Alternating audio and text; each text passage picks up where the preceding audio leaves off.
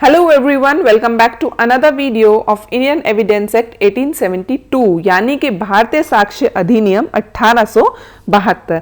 आज हम डिस्कस करने वाले हैं सेक्शन 6 जो कि है res gestae, relevancy of facts forming part of same transaction, यानी कि उन ट्रांजैक्शंस के बारे में आज हम जानेंगे जो कि किसी फैक्ट से रिलेटेड हो, उससे कैसे रिलेवेंट है, ये सब आज हम डिस्कस करेंगे। तो चलिए स्टार्ट करते हैं अपना सेक्शन। तो सेक्शन 6 ये एक ऐसा सेक्शन है कि किसी भी स्टेट का पेपर हो, कोई भी प्री हो, कोई भी मेंस हो, यहां से क्वेश्चन 100% बनता है, जरूर बनता है। तो ये सेक्शन बहुत ही इजी है, बिल्कुल भी मुश्किल नहीं है। तो बुक से पढ़ने से पहले हम इसको समझते हैं सिंपल लैंग्वेज में क्या कहता है। तो सेक्शन 6 सिर्फ इतना कहता है कि जितने भी फैक्ट इन इशू है, क्या है फैक्ट इन इशू, उससे जितने भी रिलेटेड फैक्ट हैं तो वो सारे रिलेवेंट हैं, वो सब मिलके किसी एक ट्रांजैक्शन को बनाते हैं, या फिर वो जो है एक ही जगह पर हुए हो या फिर अलग अलग जगह पर हुए हो, लेकिन वो सब क्या होंगे, वो रिलेवेंट होंगे, वो पार्ट ऑफ सेम ट्रांजैक्शन होंगे। तो वो सेक्शन 6 में कवर होंगे। तो बहुत सारी चीजें इसमें इंक्लूड की जाएगी, तो बहुत सारी चीजें इंक्लूड कर ली जाएंगी, तो वो क्राइम बन जाएगा। तो एक व्यक्ति है ए और उसने क्या किया है, उसने बी की क्या क्या उसकी डेथ कर दी है, उसकी हत्या कर दी। अब उसने क्या करा, वो गया और उसने जाके बंदूक खरीदी, और बंदूक खरीदने के बाद उसने अपने दोस्त से लिफ्ट मांगी और वो जाकर बी के घर के पास उतर गया। और वहां उतरने के बाद उसने बी को बुलाया, और बी को बुलाने के बाद जैसे ही बी नीचे आया उसने उसको शूट कर दिया, गोली मार दी। अब सड़क चल रही थी और आस पड़ोस के सभी लोगों ने देखा। अब बी जब नीचे आया और वो चिल्ला रहा था, खून में वहां पर वो नीचे गिरा हुआ था, तो वो सब ने देखा। और अब ए क्या करेगा, वो यहां से भागेगा। तो अब उसके मर्डर से रिलेटेड जो एक्ट हुआ है, अब उससे रिलेटेड क्या क्या बातें होंगी, वो सब उससे रिलेटेड हो जाएंगे कि ए ने जो है वहां से बंदूक खरीदी, फिर ए ने अपने दोस्त से लिफ्ट ली और वो आकर बी के घर के पास रुका। वहां पर आसपास जो लोग सड़क पे जा रहे थे, जिन लोगों ने देखा वहां पे नजारा, वो फिर मारने के बाद वो वहां से किस साइड भागा, जो बी को उसने मारा वो मरने के बाद वहां पर गिरा, उसने क्या हेल्प के लिए बात की, फिर अगर उनकी कोई पहली कुछ रंजिश तो नहीं है, इस तरह की सारी बातें जो होंगी वो एक ही समव्यवहार का पार्ट होंगी, सेम ट्रांजैक्शन का पार्ट होगी। तो इसलिए वो जो है वो रेस जेस्टे सेक्शन 6 के अंडर में कवर होगा। रीड करते हैं सेक्शन 6 क्या कह रहा है।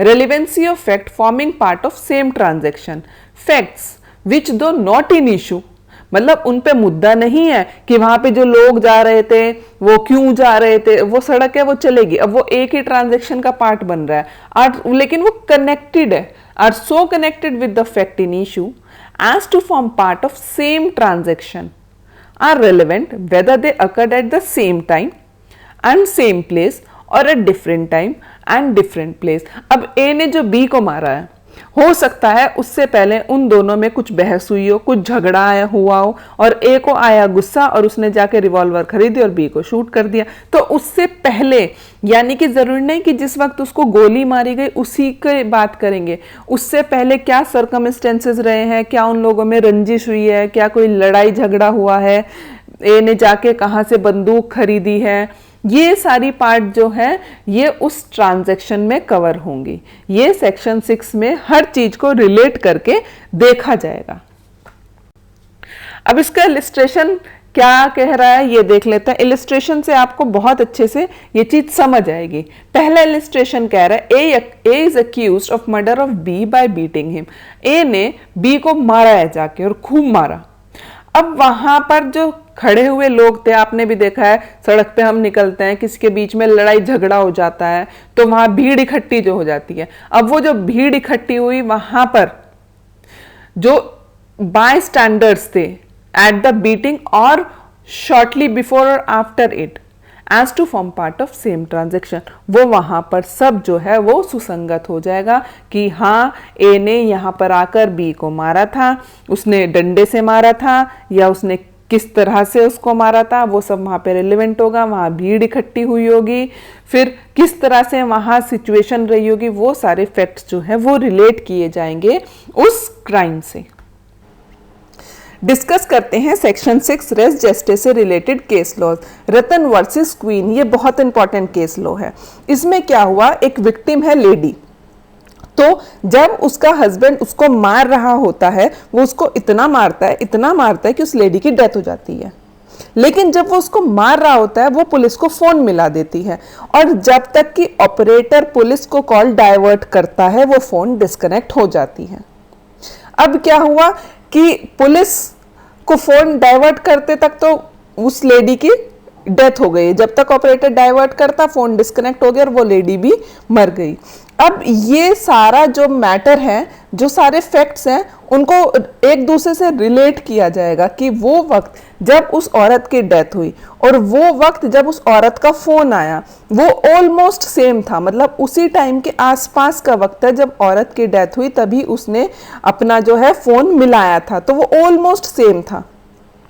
तो इसी वजह से यहां पर अब हस्बैंड ये नहीं कह सकता है कि उसने अपनी वाइफ को इंटेंशनली नहीं मारा है, बट वो एक्सीडेंटली एक्ट कमिट हो गया है।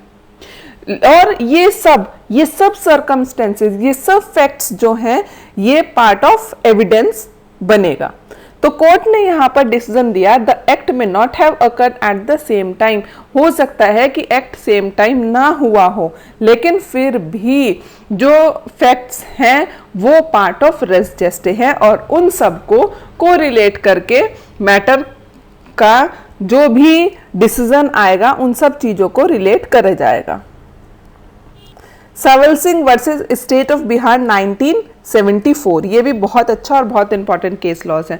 मैं जो भी आपको एक्सप्लेन कर रही हूँ वो आपको बहुत इजीली लर्न भी हो जाएंगे अगर आप ध्यान से मेरे वर्ड्स को सुनेंगे। अब इसमें क्या हुआ, Sawal Singh versus State of Bihar में एक छोटा बच्चा बहुत ज्यादा रो रहा था, बहुत उसकी रोने की आवाज आ रही थी आस पड़ोस में। तो अब उस वक्त जब वो बच्चा रो रहा था, उसके पापा उसकी मम्मी को मार रहे थे, और इतना मार रहे थे कि उसकी मम्मी की डेथ हो जाती है मारते मारते। अब वो बच्चा इसीलिए रो रहा है कि उसके फादर उसकी मम्मी को मार रहे हैं और घर में एटमॉस्फेयर ऐसा है, तो वो इसीलिए रो रहा है। तो अब जब मैटर इन्वेस्टिगेट होगा और उस बच्चे से पूछा जाएगा कि तुम्हारे पापा ने मारा है, क्या तुमने देखा है, और वो हाँ कहेगा, और फिर आस पड़ोस वालों से पूछा जाएगा कि आप लोगों को आवाज उस वक्त आ रही थी, कोई ऐसी आवाज आपने सुनी हो या बच्चे की रोने की आवाज सुनी हो, तो ये सारे जो फैक्ट्स हैं ये सब एडमिसेबल होंगे वहां पर, ये पार्ट ऑफ एविडेंस रहेंगे। क्या कह रहा है कोर्ट के डिसीजन, क्या आया, act of witness during the same time and same place where the offence has committed fall under section 6 and become admissible as valid evidence. तो दोनों केस बहुत इंपॉर्टेंट है। अब एक और केस इसमें डिस्कस करते हैं हम, वो है आर वर्सेस फोस्टर। तो अब आर वर्सेस फोस्टर में क्या हुआ था कि यहां पर एक विटनेस था, और जो विटनेस था उसने देखा कि एक ट्रक जो है बहुत तेजी से जा रहा था। अगर किसी का एक्सीडेंट हो जाए या कोई चोरी करके अपनी गाड़ी में भाग रहा है तो वो बहुत जल्दी से भागेगा, तो ऐसे ही उसने देखा कि एक ट्रक बहुत जल्दी में जा रहा था। अब उसको ये नहीं पता है कि वो ट्रक क्यों जल्दी में जा रहा था, या वो जो ट्रक का ड्राइवर है उसने किसी को मारा है, उसने कुछ क्राइम किया, ये उसको नहीं पता है। लेकिन जब उससे पूछा गया क्या तुमने इस ट्रक को भागते हुए देखा था, तो उसने कहा कि हाँ मैंने देखा था। तो वैसे तो हेयर से एविडेंस एडमिसिबल नहीं है, लेकिन यहां पर आर वर्सेस फोस्टर 1834 के केस में हियर से एविडेंस को पार्ट ऑफ ट्रांजैक्शन माना गया था। The court admitted the hearsay evidence as being part of same transaction.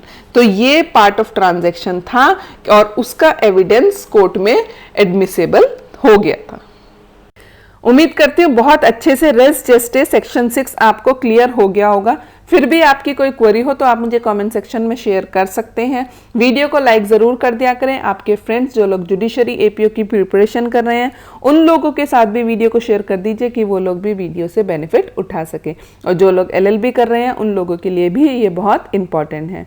और अभी तक अगर आपने चैनल को सब्सक्राइब नहीं किया है तो सब्सक्राइब ज़रूर कर लें कि आने वाले हर वीडियो का नोटिफिकेशन आप तक पहुँचता रहे। Thank you.